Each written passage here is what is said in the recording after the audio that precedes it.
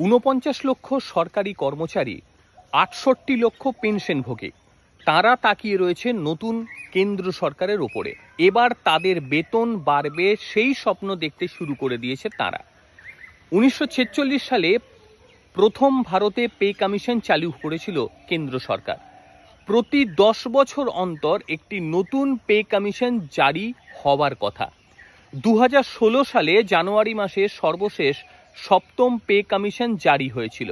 নিয়ম অনুযায়ী আগামী ২০২৬ সালের জানুয়ারি মাসে আবারও নতুন পে কমিশন জারি হবার কথা রয়েছে। সপ্তম বেতন কমিশনের জন্য সেই সময় বেতন বেড়ে হয়েছিল ১৪%। কেন্দ্রীয় সরকারি কর্মীদের ন্যূনতম বেসিক পে করা হয়েছিল ১৮,০০০ টাকা। কর্মীরা এবার আশা দেখছে অষ্টম পে কমিশনে বেতন ৮,০০০ টাকা বেড়ে হয়ে যাবে ২৬,০০০ টাকা। যদিও নতুন সরকার এই বিষয় নিয়ে এখনো পর্যন্ত কিছুই জানায়নি।